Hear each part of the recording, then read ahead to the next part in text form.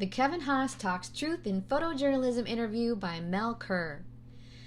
Kevin Haas, who has been the managing editor for the Rock River Current since September 2021, is graciously sitting down with us today at his Midwest Family Broadcasting office to answer questions about truth in photojournalism with regards to a community newspaper and how he sees his role in protecting that truth. The Rock River Current is an online newspaper delivering digital news via website, Facebook, Twitter, and a newsletter.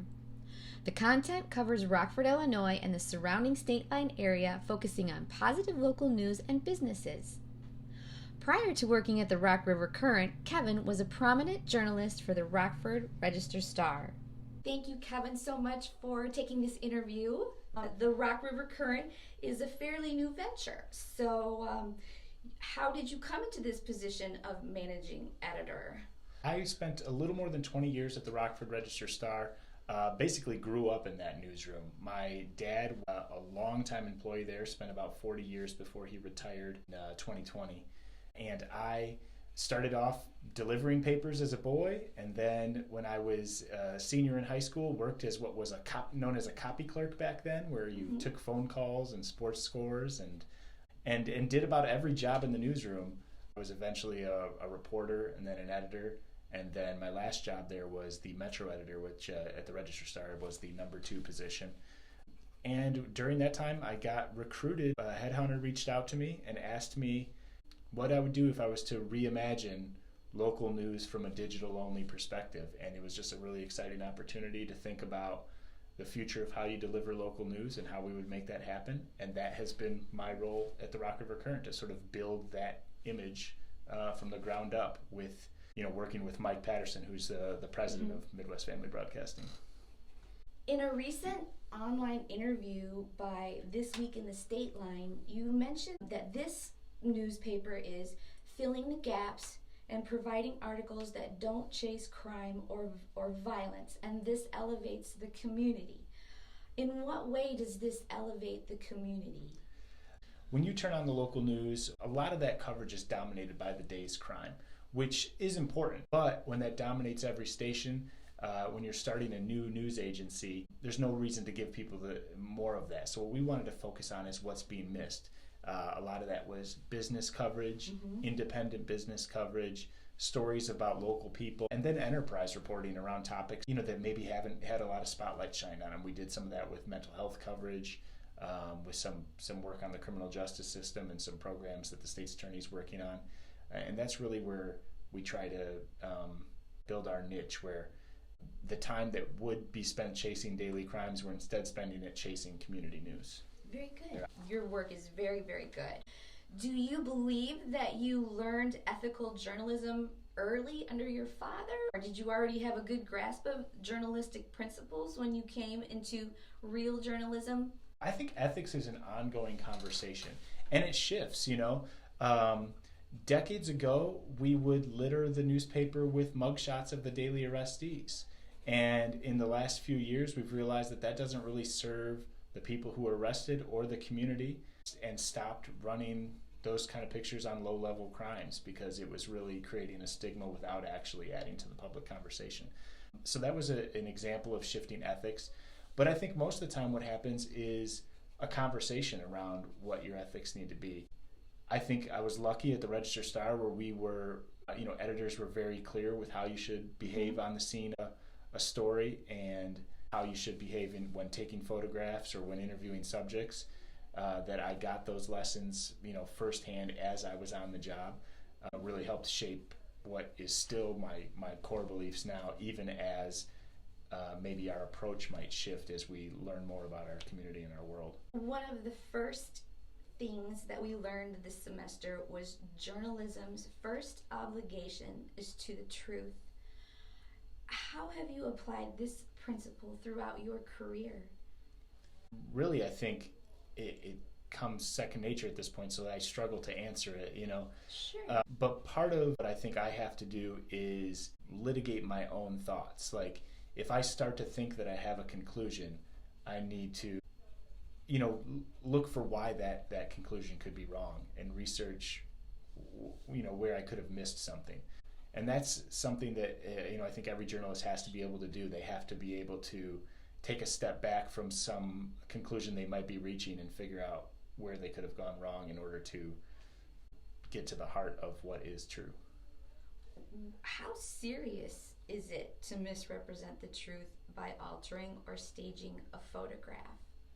Yeah, I mean, I think transparency is the most important thing you can do with the public. And I have seen bad examples of this that infuriate me. I remember once being with a photographer. We were covering a funeral several years ago, but we watched someone lay flowers on a gravestone.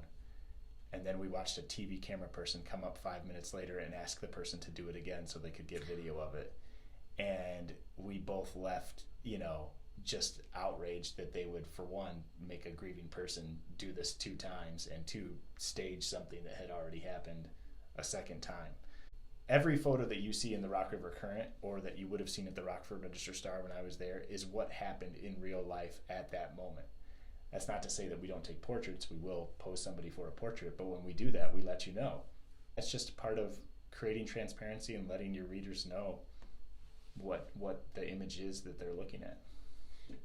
Do you think that casual news consumers are less likely to question truth in news, and that writing for this audience allows more liberties when presenting an image? I think when I'm thinking about a casual audience, it's somebody who wonders, what's that thing that I've seen but I don't know what's happening, like maybe it's a building being built or something like that. Sure. The casual news consumer is looking for answers to very simple questions that they see in their community, where the more committed news reader is probably looking for that more enterprising piece about criminal or social justice, or about a political conflict in town. Thank you for clarifying that for me. How do you feel about the misinformation conversation everyone is having, and how do you armor yourself against schemes? That's a great question, because every reporter knows somebody's occasionally going to attempt to use them. It may not be through an outright lie, but it may just be that they're feeding you information to serve a purpose for them, rather than simply trying to get information out there. So that's just going back to your principles of verification you're presenting to the public as true. If you can give them multiple ways to show them that the thing that you're writing about actually happened the way that you say it did. Thank you. And have you ever had an encounter with a controversial image? And can you briefly share that experience? The first one that comes to my mind deals with a situation that happened maybe 3 years ago in Rockford at a credit union on East State Street, in which the details were coming in real time, and we were learning more every moment about what was happening. And we took a photo that showed the moment that one of the hostages was released. And you could sort of see who she was, but not very clearly. And then we later learned that she had been sexually assaulted during the stand-up. Oh. So we had to have a conversation very quickly about what do we do with that photo that had already been published online. And we ultimately decided to take it down, because while we always try to show images of the truth and show things as they happen in real time, we also are sensitive to protecting the identity of sexual assault victims. The facts as we knew them changed, and we had to change our outlook on whether or not the image was correct to use in, really a matter of moments as we learned the information. Sure. I'm glad that you were sensitive in that situation. Without giving any names, have you ever had a journalist or photographer submit a feature that included a photograph where you were concerned it lacked truth in reporting? I can't recall any with a photographer, but there are cases with journalists, and I could not recall a specific one, where maybe something just doesn't add up to me, and I just ask them to do more reporting. And really, this isn't necessarily even that rare, or even disciplinary or critical to the reporter. It's just part of the routine editing to make sure you get the full story. So if I read a story and it raises more questions than it answers, I often send a reporter back to re-report on information to answer those questions before we publish it. All right, I know that my class was very interested to know that. When do you feel like it's the right time to put your camera down and help? That's a great question, and that's sort of a debate that's gone on in photojournalism for as far back as I can remember. And there are two schools of thought, of course. There's the one where you never interrupt the story. You're supposed to be a invisible observer. But I kind of feel on the opposite side where, you work your job as a journalist, but if it's a life and death situation, you have to be a human being first. That's you take the compassionate side if you can, or if you feel like it's if I feel like it's necessary, or if it's a life and death type situation. I think you just have to choose humanity sometimes. Once you have an article that's gone out and there was something about it that raised controversy, do you do damage control, and if so, how? I've never had something that was criticized as being untrue, but obviously, there are times where you make a mistake in one of the facts. Sure. So you have to just correct it right away and be upfront with your readers that, we made a mistake, we've corrected it, and here's what we did. Excellent. With so many people with phones that have become citizen journalists, can you please share why it's important to be principled, whether you are an amateur or a professional? You have to practice your citizen journalism responsibly, just like as anyone would have to follow the law.